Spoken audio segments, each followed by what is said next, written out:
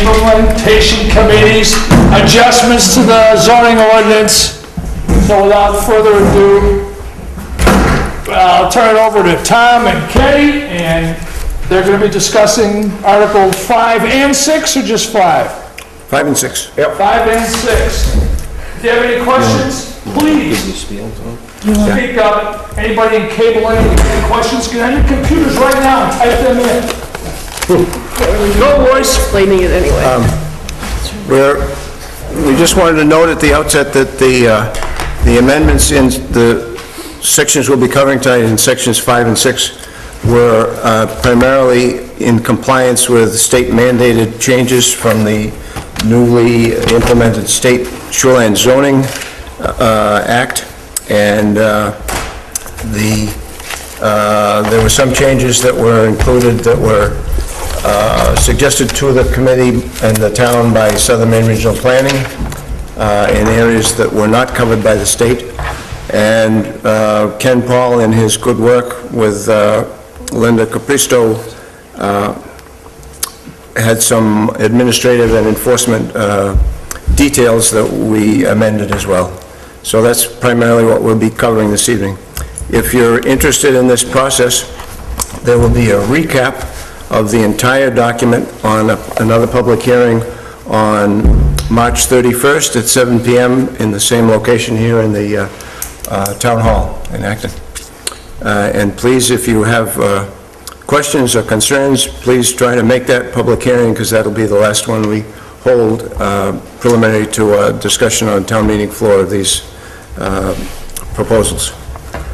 So I'll turn it over to Kenny. Thank you, Tom. Beginning of Article 5, it talks about accessory buildings. We used to be allowed to have a 450 square foot accessory building come to within 10 foot of the lot lines. We're expanding it up to 600. We had a strikeout area here that just talked about water setbacks, which is already in the zoning ordinance in other areas. The freestanding stairs, that's going to be how you access. We got a typo there, Kenny. 10 feet from the first word should read, except accessory structures, less than, or Catch the typos and stuff. We'll make sure we'll have it all set for the last public hearing. Sorry. All right. Freestanding stairs, that's usually how you're going to access the waterfront property down to the lake. We've added in this retaining walls. Prior to, a retaining wall was a structure and you could not put that within 100 feet. It was a lot to it.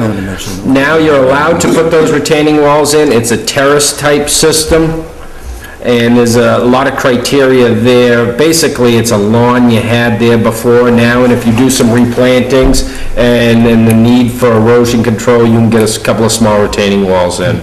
Blue highlight. The blue highlight is all state required documents, same as in the first few sections. Agricultural, just the manure, and this is all just state language that we've added into that too. Anything that's not highlighted and underlined would be additional requirements that the town is imposing other than the state. The manure, all that's pretty much standard stuff. The town has added rivers to that to also include on that. Agricultural practices, it's all pretty much similar to there. We don't have a lot of manure storage in town.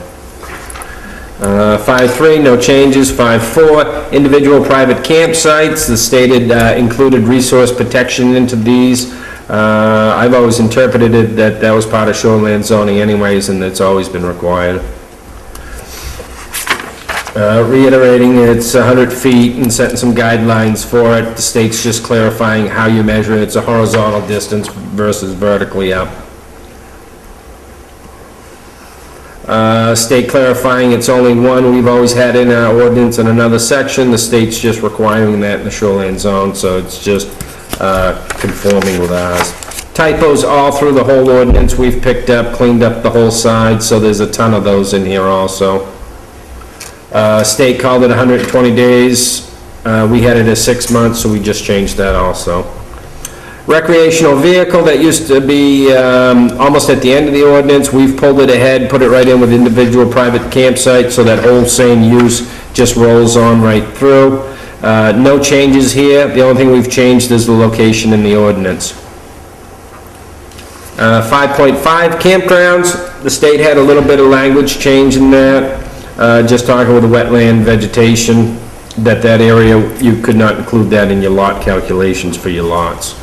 We've always had that as a definition in our ordinance, never used it on a campground, but we've always had that in our own definition.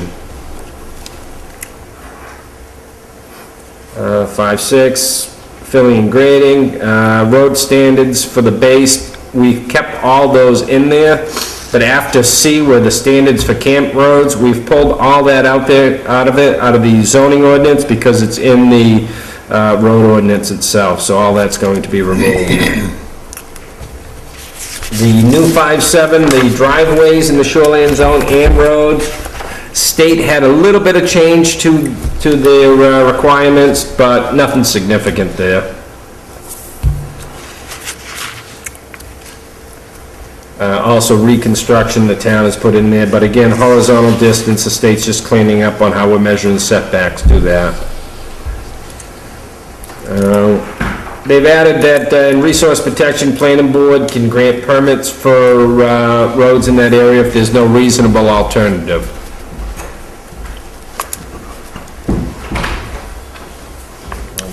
Whereas most of it's all common sense, best management practice type. There's dips, slopes, driveways, there's got driveways in there too. Erosion sediment control, we've always had that, the state's making sure we've got the shoreline zone resource protection in there as well also. Emphasizing, but that's mainly where you've got those practices anyways.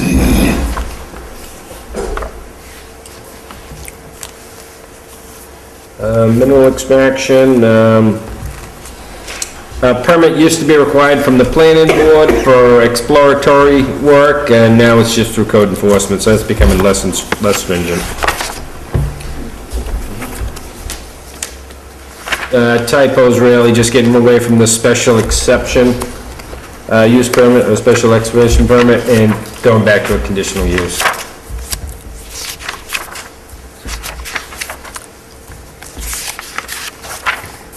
State language just getting included into that. Retaining the topsoil on site, we've always had that in another section of the ordinance. The state was looking to make sure it is in there.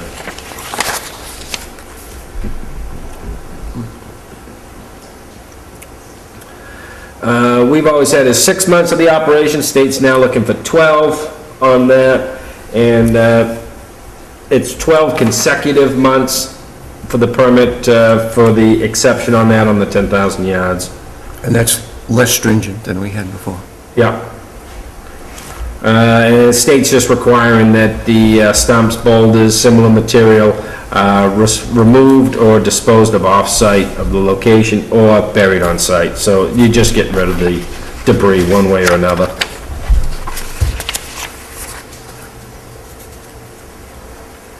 Some verbiage on final grading of the operation on the closure or the reclamation. Permit nothing there. 510, groundwater, I don't think there was anything in there for changes. Good neighbor policy, the only thing we added to that is just clarifying that that's for proposed development, not that that would, this standard would apply to everybody in normal everyday living. So 511, good neighbor policy is just for new development, and there were no changes in the good neighbor policy. Was there a typo at the end that got picked up? Where at? Good neighbor policy? I thought we had one little thing at the end, Tom, picked up. At the very, in the heading, you mean? Well, we put one in the heading. No, well, I thought it was kind of towards the end. It was a 4 or something you pulled out of that odor levels, but insignificant. No, that don't bother me. Home occupation, 512, the state had a little bit of verbiage there, but I think all of ours was in compliance in that area. This was all striked out because it was already in the ordinance prior to when we brought it into the shoreline zoning. Manufactured housing parks, the units. Definition changes in there was really the only thing, and number is changing because we relocated it in the ordinance. That's given the size and, for mobile home parks, for lot size and stuff like that. That's always been in the ordinance.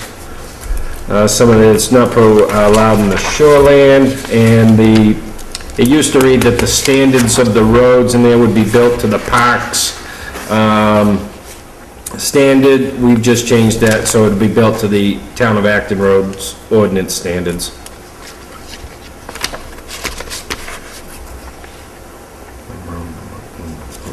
Uh, 514, multi-family dwelling units. There was some verbiage that got dropped on the end that for a two-family, you need twice the amount of acreage. So if you're in critical rural where you're required to have 5 acres, you'd need 10. We put a cap on this for a maximum of 5 acres and 350 feet of road frontage, so that caps off for an attached two-family. Multifamily would be 3 units or more. The requirement for shoreline frontage we've pulled out because it's not a permitted use in that zone. But mostly nothing there has really changed. The verbiage at no expense to the municipality was added if sewer treatment was required in those units. Off-street parking, 515. Not really much changes in there. Most of it in these two sections were formatting, moving, and cleaning. Parking areas in the shoreline zone district, almost all this is state required verbiage added into there. Again, most of it is just best management practices, and tributary streams have also been moved into that verbiage.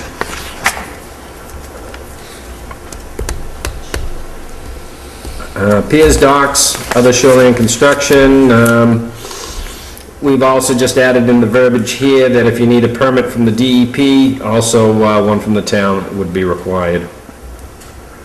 Permanent floating structures, we've removed all that, requiring planning board approvals for small docks. We omitted that. Removed it, yep. Yeah. Proposed to have removed.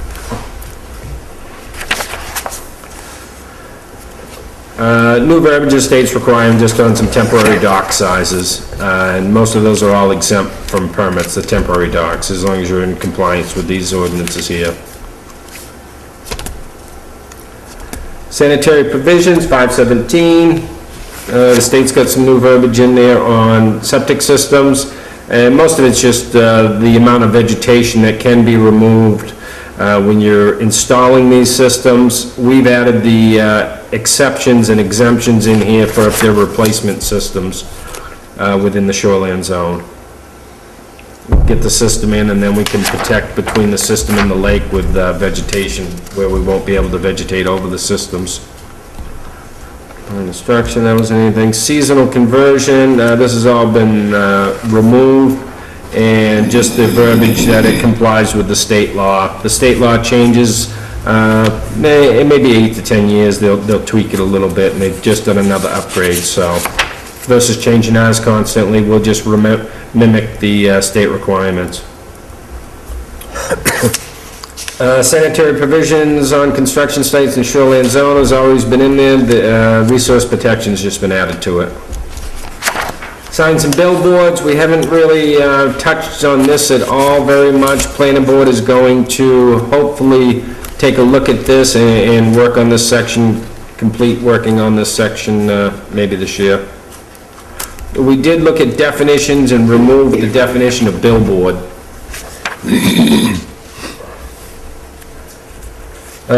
DEP has added some verbiage on signs. This would be in the shoreline zone area.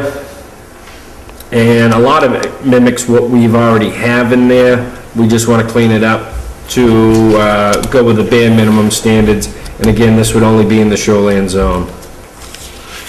This area may be relooked at when the planning board takes a look at the sign ordinance altogether. 519, the timber harvesting. Currently, it's a conditional use from the planning board for timber harvesting in shoreline and resource protection.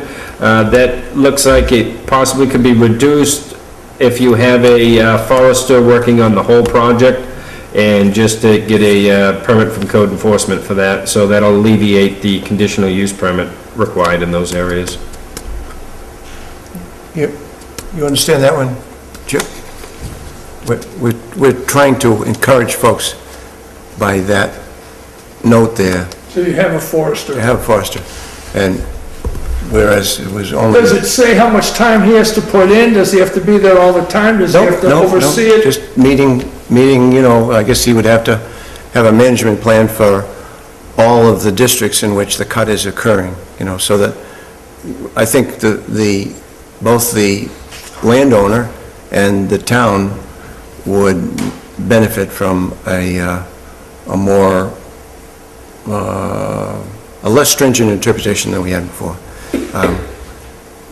Whereas if you have... You mean just having the forester present the cut plan to the CEO and not have to go through a conditional use permit? Exactly, there'd be less, I think it would be more transparent.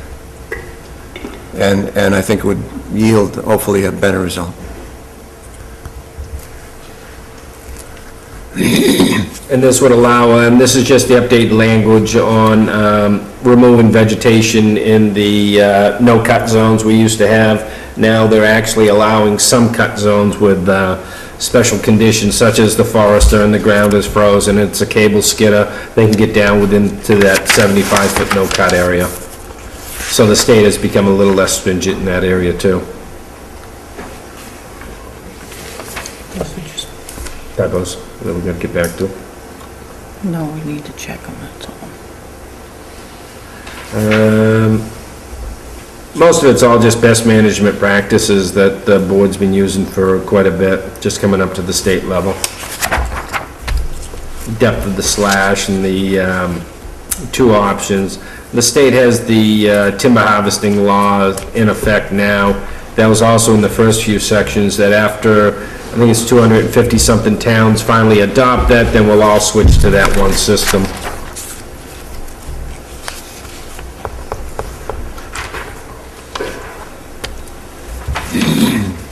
Most of this is just the timber harvesting operation, the roads, how to make them, where to go, all just best management practices and all required by the DEP. I realize there's some And it's pages. necessary to put that in the ordinance? There's a few notes at the bottom of it. It's kind of a commentary that goes along with what's above, it giving different options for the future. They did decide to keep all that stuff in there. There's very little of it that could be removed, but yeah. It gives them three different options to, in terms of intensity of cut, intensity of level of cut, I guess, which allows the landowner and the forester more leeway in how they want to manage the harvest. So we thought it was good to include the language. And basically, we'll just remove everything that we had in there already, a lot of that. We'll pull right out and just use the state language. So this will be all counteracting all that. Clearing or removal of vegetation, it used to say for development, the state is leaning towards activities other than timber harvesting. Basically, that's the people with the camp cutting down stuff so they can see and view and maintain a lack of a vegetated buffer, or just how they're maintaining the front of their property. And most of that's all just state language.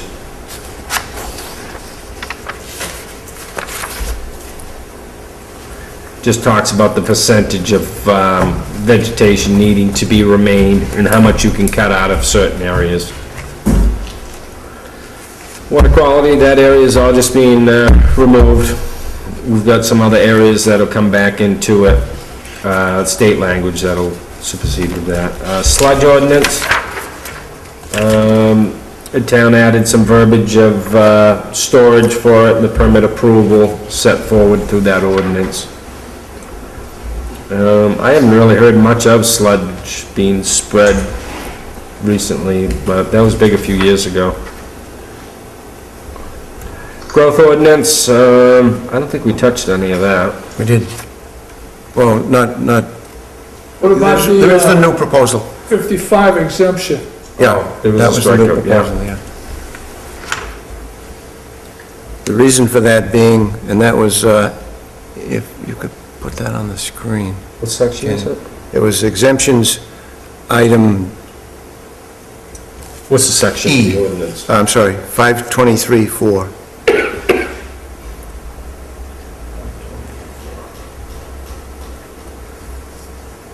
Yeah. E, right there. We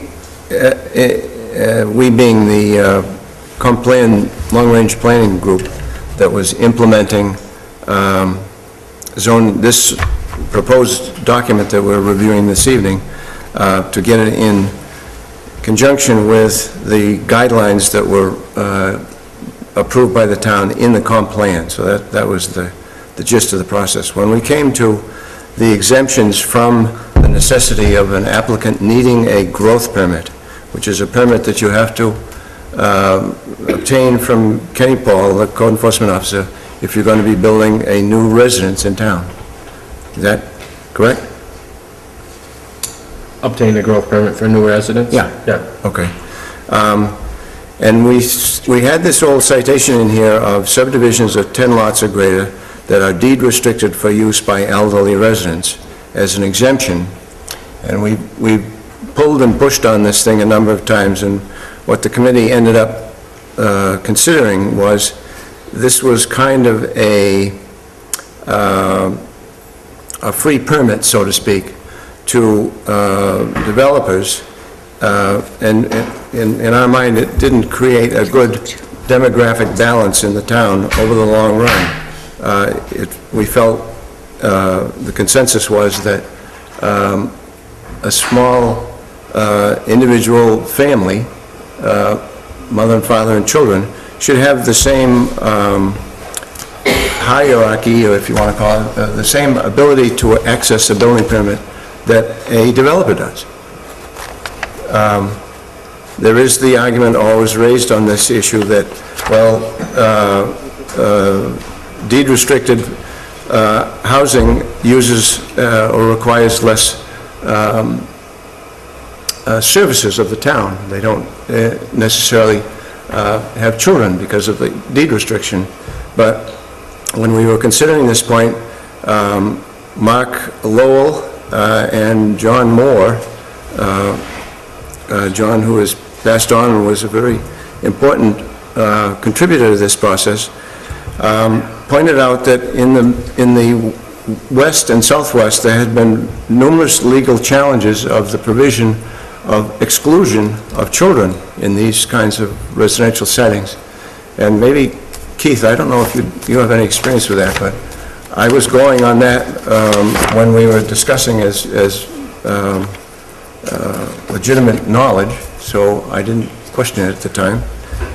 But it makes sense that there had been legal challenges that did not uphold the right of the situation would be some grandparents, for example, that through situations within the family required the care of the grandchildren by the elderly parents.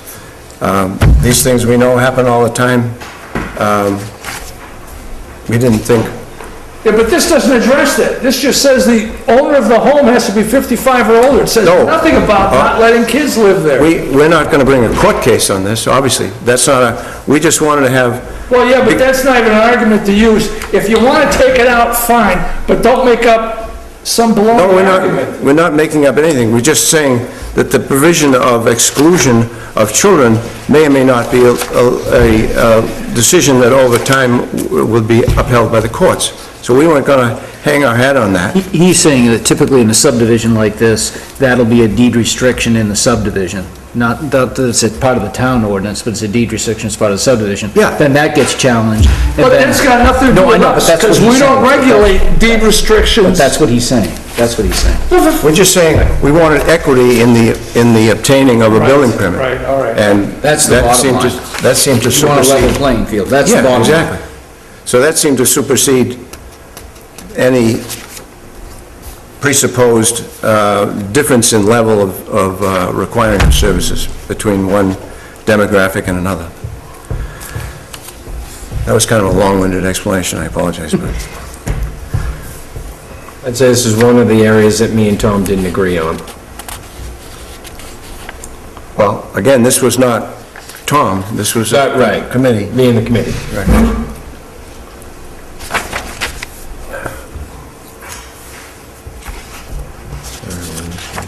And those were very rare.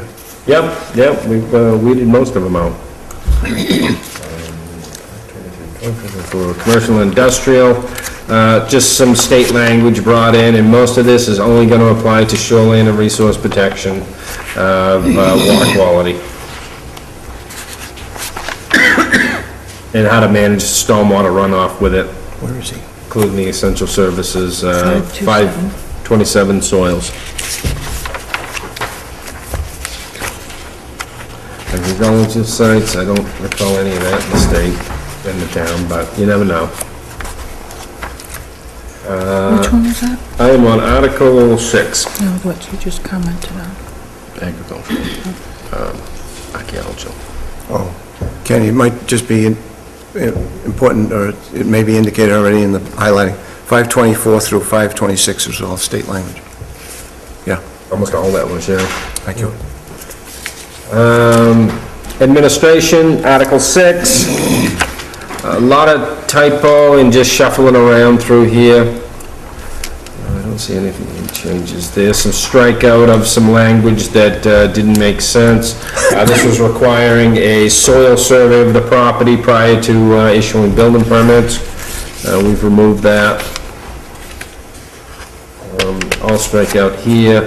This is removing the requirements for the town building code. We'll just go with what the state's got adopted and some exceptions on some smaller stuff. And just go all with the state language.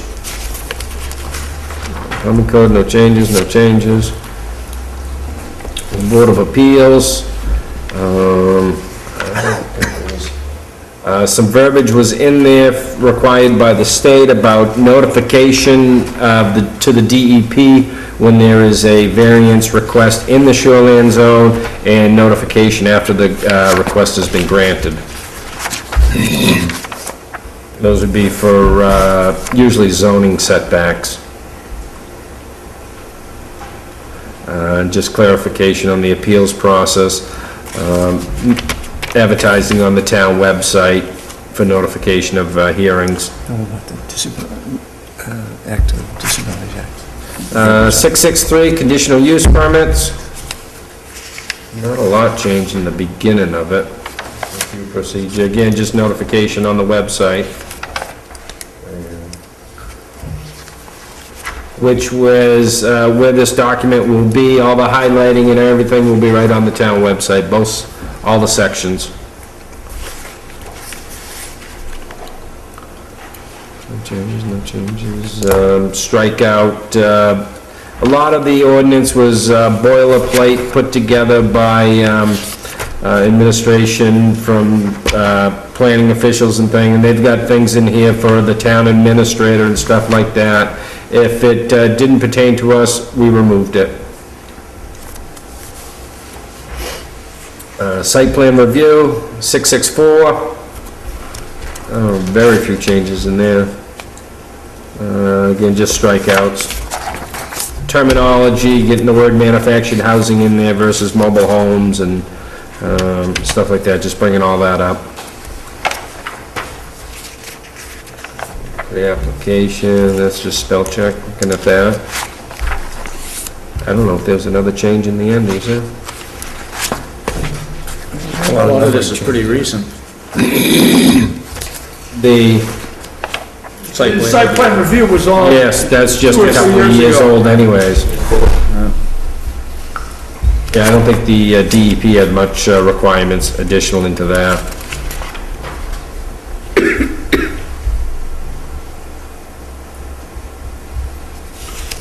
I'm almost thinking that was the last change. Do we have any change on the ends? A lot of numbering changes. Just numbers. Yeah. Yeah, we found a double number way at the beginning. There were two sections numbered the same, so, Last page too. yeah, we moved that all the way out, which means we have to change every number all the way through. Which is good practice. Yeah. Hold it, back. All right. It's just talking about the town's ability to oversee gravel permits, usually is what they are, gravel permits, but just guarantees made to the town. Oh, site plan review is Anything large in development. that, yeah. Bondings and escrows. Just tighten that up a little bit. Page 137. Woo-hoo, That's it, right? down from 156. But it used to be 115. Well, I'm working on it. Once we remove all the strikeouts, then I bet we'll take another 20 out of it. I'm not holding my breath. Does he have that slide? Yes, one? the email I sent you. We just wanted to show you, People, Chip, we just wanted to show you one thing. No, let him talk first. that, Do we have it? Thank you. was that one of yours? Do we have that slide? Yeah, just let him talk for a minute. I'll give you a Okay. couple of seconds. Does anyone here have any questions or comments about what we've gone through? This is the last part, any changes to the zoning ordinance? This is in my emails, right? Sure, I got a question. Go. And you are, My name is Gavin Maloney. all right? I live off of Peck Road. Gotcha. I just got a I question. didn't have a Why a sign. soil survey was no longer required for a new building? A septic design would be required, which somewhat is a soil survey, but to actually require an engineer to go out and do the soil survey work and have a high-intensity soil done, that's pretty extreme. You can usually tell, when you go to dig a hole to put the building in, during the inspection process, we'd pick up that that is a soil that would need attention put to the size of the construction, the footings and stuff like that, and we'd just pick it up with the individual that it pertained to versus everybody across the town needing to spend $1,000, $2,000 on it. for And snow plowing. was it something that had even been done that much? No, it's been there, I've been here 15 years, it's been there the whole time. Right. It may have been in the ordinance, but it was never utilized. But like he said, the soil is tested when there's a survey done for a septic system. And then they, then they really pulling this find out exactly what the soil is, so they can design an adequate septic system. So it would be specifically for the buildings going on, it wouldn't have more to do with the soil and the value of the soil. Right, no, it's basically for whatever work you're gonna do on that property, whether you're putting in a building, putting in a septic system or whatever.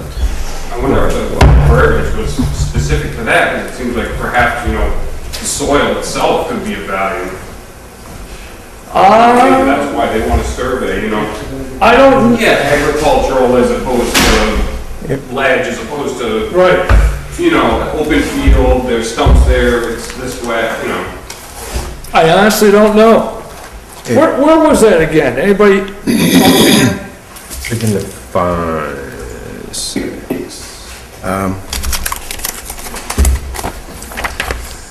Oh, yeah, it was, Right under administration. it was 520.16, 6.2.4. What page? Well, I don't know. I'll have to find it. And it might not be 520 anymore. 624. Oh, you wrote it down. Oh, thank you.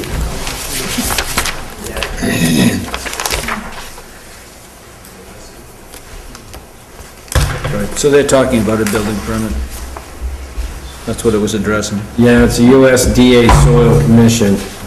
I know, we'll usually require one if the soils look silty or clay, Once the excavation's done, then we'll take a look at that, and occasionally somebody will have to do a soil survey just so they can figure out how to design the footings, but usually you're not building in that type of condition.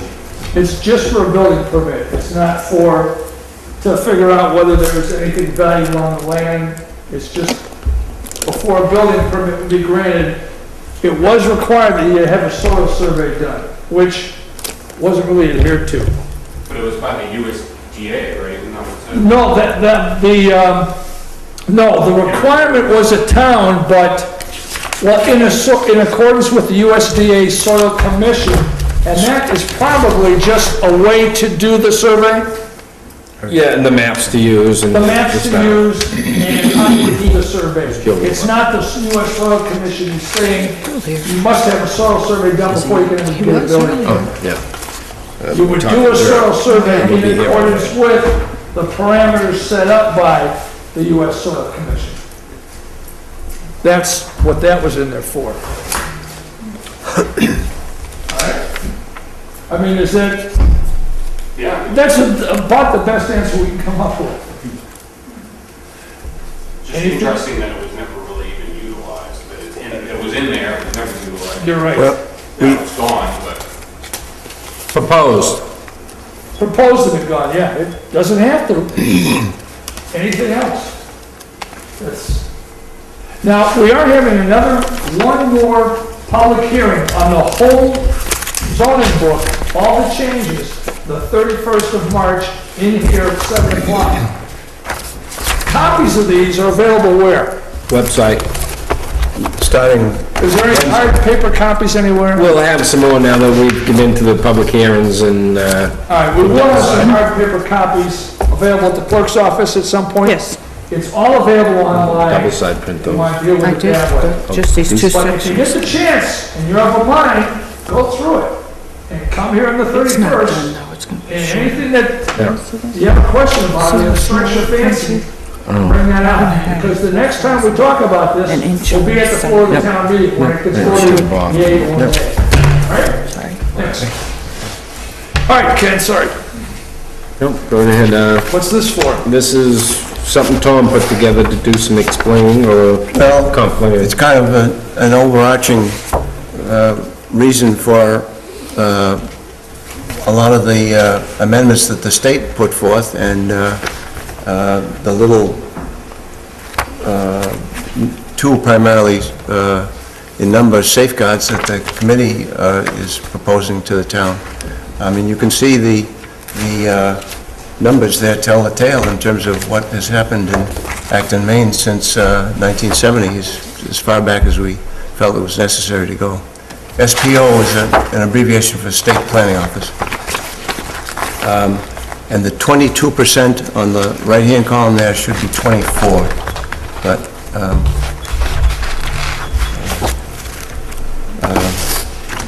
and I thought it was interesting that in the decade between 2000 and 2010, when we have gone through one of the worst recessions, depressions, whatever you want to call it, since the Great Depression, we are still growing by individual numbers of people at a rate that almost you could equate with the growth permit process of 35 permits per year times 10 would yield you a number of single occupancy dwellings of 350. You would expect to see a little larger number there in good times, similar to the decade between 80 and 90 or 90 and 2000. But I thought that was significant that we grew by 15% even, and that number is not a final number. It may actually be higher or a little lower, but we don't have an actual census number yet. But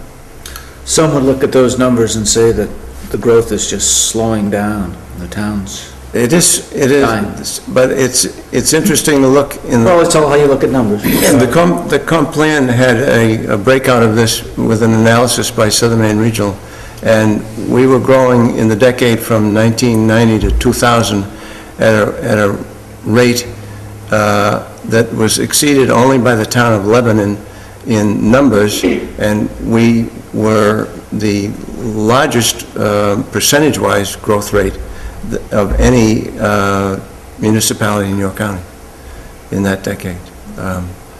So growth is happening, will happen, and particularly with the resources of our water resources, our lakes and ponds and rivers and streams, increased usage on those is only going to have larger impact over time. So we're supportive of the state mandates, and as I said, there were a couple of little safeguards that we'll discuss with you on the 31st in sections 1 through 4 that we feel are important for the town to consider. Any other comments, questions, anybody on here? Anybody in cable land? Do you have any computers right now? Type it out to me. Why don't you tweet something to it? Thank you for your input. I have two questions on timing. Paul, yes. Yes, Paul Point. This is regarding the copy of this documentation that's sitting up on the website on actonmaine.org. What I plan on doing is drinking a fair amount of coffee, and I'm not a coffee drinker. Shortly before the meeting on the 31st, going out and grabbing the latest copy of this up on the website, going through it and checking typos, etc., kind of have a pick list as I come into the meeting on the 31st. My question is, when might I safely go out and get the material that is, in theory, not going to be changed before the meeting on the 31st? By next Wednesday, I'm hoping to have it on the website. Is there some way of knowing, like, on the website that this is like the copy that will be for the 31st, or is that just sort of a crapshoot? No, we can definitely, You could say something that this is the we can final. definitely label it, and it's on the cover right there. Yeah. But that is the Basically, one. that this is the copy that would be used for the 31st or something, just so, either that or email me or something, so I know I'm not wasting my time with 2 updates prior to the 31st. We'll add final draft in here with Once the new prior to the date. meeting, is what I'm saying. The language that we'll be considering on the 31st, it's important to mention maybe, will not be changed, other than typographical errors. Well, and that's pretty much Preceding, what I'm yeah. shooting for. Yep. I'm looking for, I'm certainly not a zoning ordinance guru here, but I'm going for logical presentation, no words missing, et cetera, et cetera. I mean, try to get it as optimized as possible after the 31st meeting. And also, my second question is, this will be presented presumably sometime in the month of April to the Warrant Finance Committee. And obviously, we're assuming that there will be changes applied as a result of the meeting on the 31st. When might those changes have been applied? So you're saying by the meeting of the 31st, you'll have all the typos fixed by that meeting? We have had a meeting on March 3rd, Paul. Yep. And we're having a meeting this evening. Yep. Any changes that come forth following this meeting will be brought to you as the final draft to be presented to town meeting that you will see on 3/31. Okay, so if there are imperfections, there is no real concern that the town will look at it and focus on whatever imperfections they may find on town floor and say, gee, this is not quite optimal, throw out the baby with the bathwater. It can't be changed on town floor. Understood. If there's typos, we live with them because there's typos in everything we've got. Okay. And they slip by 8 people, so. There is the issue of human fallibility, and we have Right. encountered that as best we can. Okay, so what would be the date of the final copy? So you're saying by the 31st, by that meeting, even before the meeting is over, the document we're looking at is what's going to be presented to Warrant Finance. Is that a correct Yes, statement? but Actually, it would be next Wednesday, because Excuse me. our due dates are such that, Okay. So that first date we were talking about, that's it? So I'm correct, right. I mean, at some So I'm not point, wasting my time by going over to try to find errors, but on the other hand, of course, we need to provide a recommendation, so obviously I need to read it with some comprehension, so I'm not really wasting my time. But what I'm saying is, any errors that I find will be more here, isn't this nice, but it's not gonna be changed. Right. We should say areas for improvement or something. Errors. Jesus Christ. One of the best people to read it is somebody that is not a zoning guru, Right. just so it makes sense to Who's the not common familiar with person. it, because then things Well, having go read along, it will 43 jump out. times, Yeah. you can see how it could get old. Right. So it just makes sense to the non-common person or the common person with it. And I think, I mean, we've got on the cover these 2 dates, so this is what we're using today. We'll clean up some of the rest of the typos and stuff and put it out for the 31st, but that's a planning board hearing. I would say it still could be changed then. I mean, if the board makes a change or something, I wouldn't say that's the carved in stone model yet.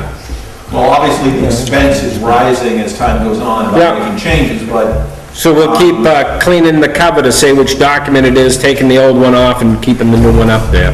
And when are the annotations actually going to be gone for, I mean, at... The strikeouts? Are the annotations still gonna be there so people can see the old and the new, or is that all going to be cleaned up by then? Strikeout will stay until it's Until adopted. town meeting. Okay, so at town meeting, we're gonna see something substantially like we're seeing now, and prior, or as it's being implemented, or after it's ratified, that's when all the Correct. editing goes away.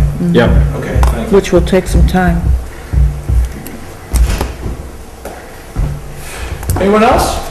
Anything? All right, then, we'll close this public hearing. Thanks for coming, everybody. We had a great time.